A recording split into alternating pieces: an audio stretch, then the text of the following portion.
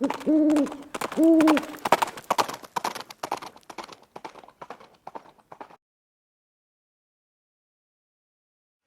good morning, guys. It's Viejo here, and we are into the third week of February in 2023. Cool start to the California coastal morning here. We've been in the high 30s or mid to high 30s at daybreak. I got 49 out here in the garage, low humidity, only 40%. So that makes it kind of nice for some of our firearm work that we need to get done.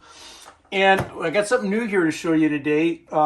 This is not only a new firearm, but it's a new caliber for me. This is going to be 38 Super, and I know zippo about 38 Super. Okay, I've done a little bit of research and studied up on the cartridge and so forth, but there's just not a whole lot out there.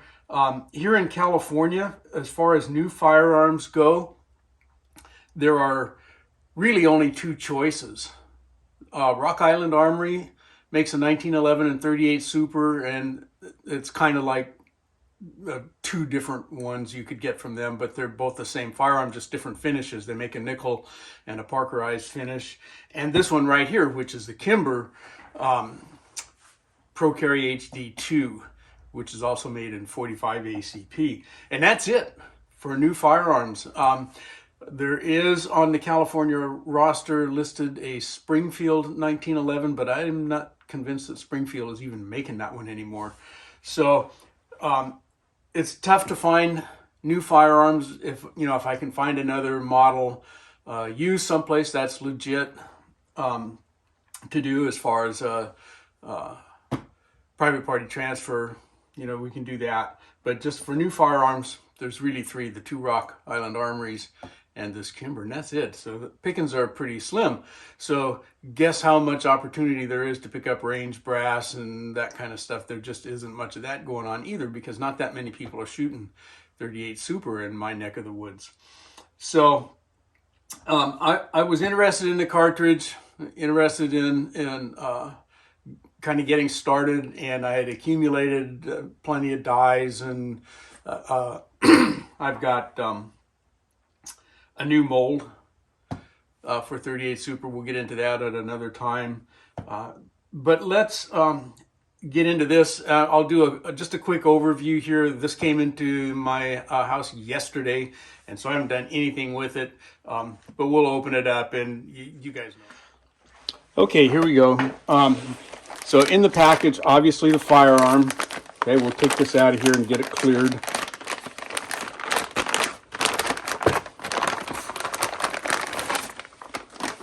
Okay, there it is.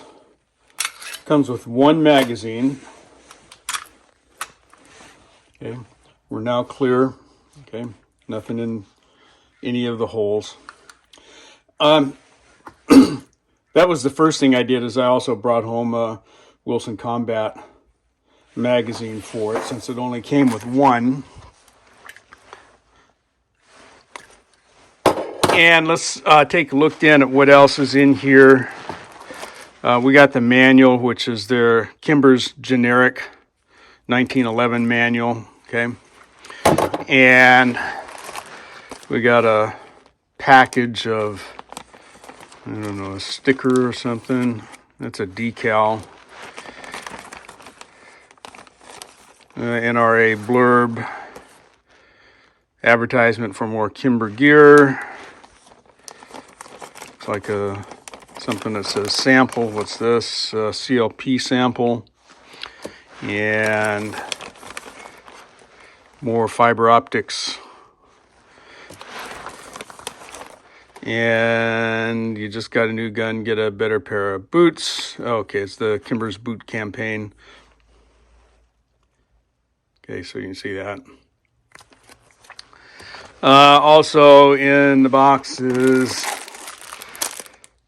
a lock, genuine Kimber lock. Okay, probably made in China, just like all the rest of them are. And we got a chamber flag. So that's it. That's all that's in there. A little disappointing that we only get one magazine. I personally prefer a magazine with a little bit of a bumper on it. And the Kimber mag is a 9-round mag. and the Wilson Combat is 10, which is nice. Okay, so there is that. I'm going to take a couple quick measurements. Let's just get some dimensional measurements here, and I'm going to say measured in this dimension, I'm at 7 3/8 overall. Let's see, how about height? And our overall height here looks like about 5.5 inches, and thereabouts. I've got stippling on the mainspring housing, no stippling on the front of the magazine well.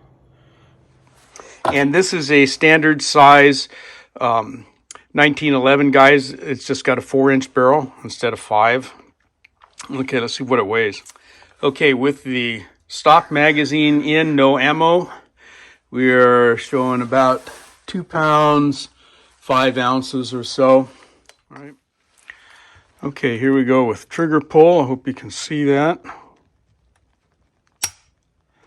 So we got 4 pounds, 14 ounces. Let's do it again.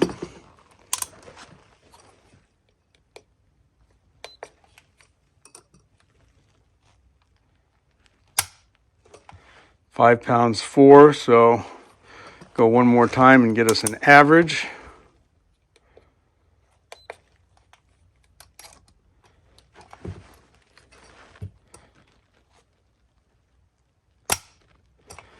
Got 4 pounds 4 again. So probably, close to a 5-pound average trigger pull. That's fine. Rubberized grips, which I don't like. I'll replace these with some wood grips that I prefer. Okay, no barrel bushing. Okay, we got a captured guide rod in here. The rear sight is fixed.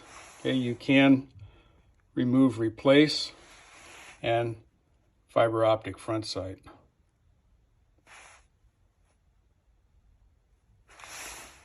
In the meantime, here's a set of wood grips that I had on hand compared to the rubberized grips. What do you guys think? Rubber or wood? Which one looks better? I like the wood better myself. All right, I'm gonna break it down, field strip it, and then we'll run a patch through the barrel, get it cleaned out, check the lubrication on it. The other Kimbers I have came pretty wet, which is fine. Okay, and then we're off to the range. We're gonna go shoot. All right, so here we are stripped down. I wanted to take a look at the barrel and run a patch or two through there and just clear out any remaining oils and whatnot. One thing I noticed, see if I can get you in here close enough, that feed ramp is not particularly polished, so we'll have to polish that out. And there's a little nick right there. See that? I don't think it's going to hurt anything, particularly after I get that feed ramp polished up, but that feed ramp looks a little rough to me. This guy has a captured guide rod, and the manual says that there was supposed to be a takedown tool included. I didn't see it. Highly possible, maybe even likely, that I dropped it in my anxiousness to get this guy taken apart and opened up and whatnot, but it didn't matter. They're small and I'd have lost it in short order anyway. Meantime, paperclip works. So that's fine. I'm going to go ahead and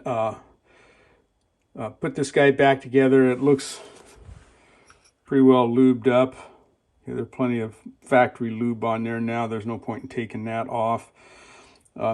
Kimber has their own kind of guidelines on what they tell you to lube and not lube.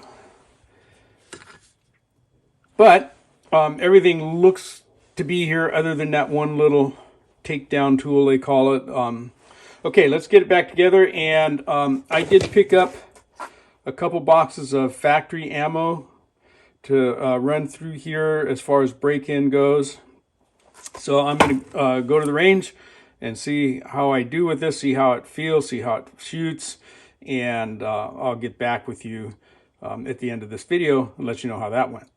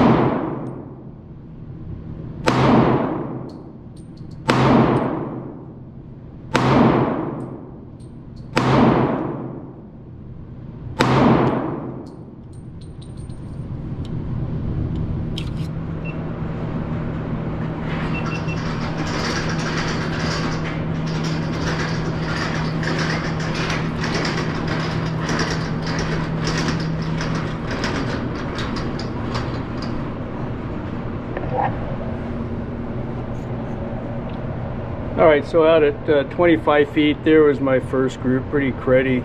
That was with the Wilson Combat Mag that hung up.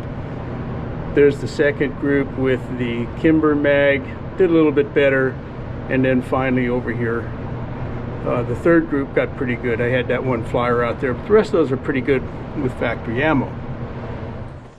Okay guys, back from the range with the first outing with the new Kimber Pro Carry HD2 in 38 Super. You saw a couple of clips there. I didn't take a whole lot of video, it took a little bit just so you could kind of see how it ran. I did go ahead and put those wood grips on after I got back. I just put those on just now. The gun ran really well. It didn't hiccup at all with this Fiocchi ammo, except with the Wilson Combat Mag. The rounds would kind of stick at one particular point in there. I did take the mag apart and looked at it. I couldn't see anything wrong with it. I don't know what's up with it. But it would run two, and then the third round would kind of get stuck. It's like that round wouldn't tip up properly. I think maybe the rim of one round is kind of catching in the groove of the next one down. I'm not sure whether that's going on and keeping it from lifting properly, but anyway, I'll mess with that a little bit more. This ammo didn't impress me, but I mean, it was okay. Right? It ran okay. First couple spots on the target were pretty lame. You know, it was like a kid in a candy store with a new gun. You know, I shot one and it, you know, group like that. And the next one wasn't much better. But by about the third group, I started getting it dialed in, and it shot pretty well with it. And it's all with this stuff. So I'm happy with it so far. It's a really good feeling round. I like it. I didn't think I was going to like it all that much, but I had a lot of fun shooting this little girl. Even at, you know, the 4-inch barrel length, that seems to be shooting pretty accurately as long as I do my job. I think that I can make better ammo than this stuff, and that's going to be the next thing that we'll cover here. I'll get some casting done, and we'll make some ammo for this and then go shoot it again and see how we do with some homegrown stuff. But it's a great piece. Okay, it works really well. Oh, and and I did find the takedown tool. It was on the floor down here. So anyway, I got that back, and I've got it in my gun cleaning kit, separate box, so I don't lose again. I think I'll order some more. You can get those like in a 5-pack for a couple bucks or something. But anyway, runs well. Nice firearm. I'm gonna put some wraparound grips on it. I just like those a little bit better. A little on the heavy side maybe for what it is, but it's, you know, stainless steel 1911. They're heavy, so. I like it. I'm going to have a lot of fun with this. So there it is. That wraps it up for this introduction and overview on this new firearm for me, new caliber. And from here, we're going to do probably 2 or 3 more episodes with this, dealing with some cast bullets and such. So for now, from the Viejo bench, that's all she wrote.